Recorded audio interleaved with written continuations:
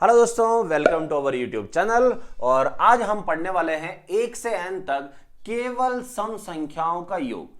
तो ओनली हमें even number ही जोड़ने हैं। तो उसका फॉर्मूला क्या है? वो है x into x plus one. अब यहां देखो, यहां मैंने n लिखा है और यहां मैंने x लिखा है। तो अब इसका क्या मतलब है वो भी समझना।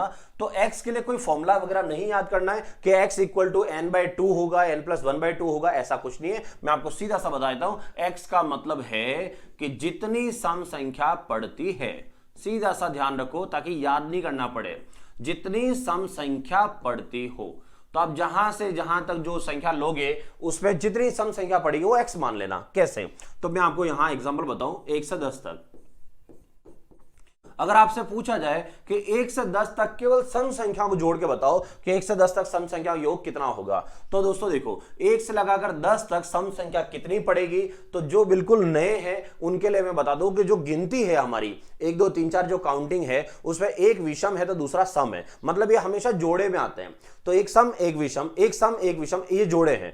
तो अगर 1 से 10 तक मैं संख्याओं की बात करूं तो 1 से 10 तक 10 संख्या होती है और 10 संख्या में जोड़े बनेंगे 5। इसका मतलब सम भी कितनी हुई 5, तो विषम भी कितनी हुई 5। इवन एंड ओड दोनों कितनी हुई 5 5। हमें निकालना है सम का योग कितना है।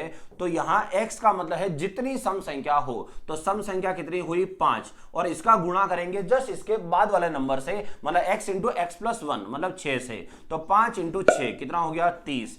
1 से 10 तक जो इवन नंबर सम संख्या आएगी उनका योग होगा 30। तो सम संख्या कौन सी है? 2 4 6 8 और 10 ये संख्या थी। तो देखो 2 और 8 कितना हो गया 10, 4 और 6 कितना हो गया 10 और 1 10 खुद है। आंसर कितना हो गया 30। अब आगे देखो और एग्जांपल इसके, जैसे 1 से 10 तो हो गया, 1 से 45 तो 1 to 45। अगर 1 से 45 तक सभी सम संख्याओं को जोड़ना हो तो क्या करोगे? तो ये पॉइंट समझना।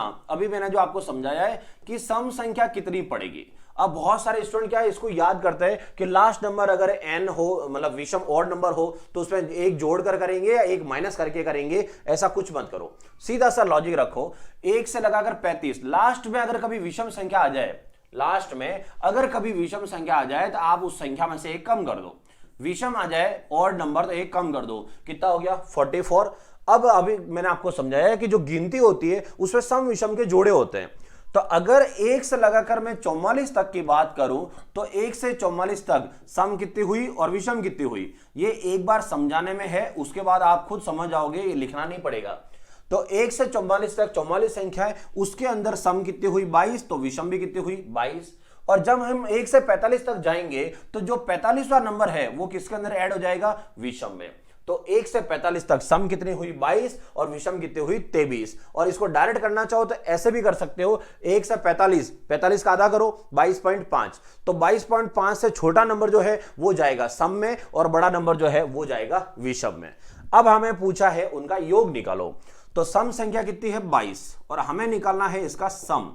तो क्या करेंगे? 22 को गुणा करेंगे किससे? नेक्स्ट नंबर से।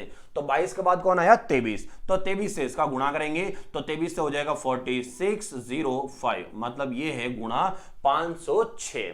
तो 22 इंटू 23। ठीक है, तो ये था अगर आपको सम संख्याओं का योग लेना हो केवल उस समय का आंसर। अब देखो सम वाले का अगला सवाल देखो, लैंग्वेज देखो। प्रथम 10 सम प्राकृत संख्याओं का योग ज्ञात करो। अब क्या बोला है? फर्स्ट जो है 10 इवन नेचुरल नंबर का सम निकालना है। यहां पर हम n की वैल्यू जो है, सॉरी x की वैल्यू वो कितनी लेंगे उसके लिए ऊपर आंसर, सब कुछ डिपेंडेंट यही है।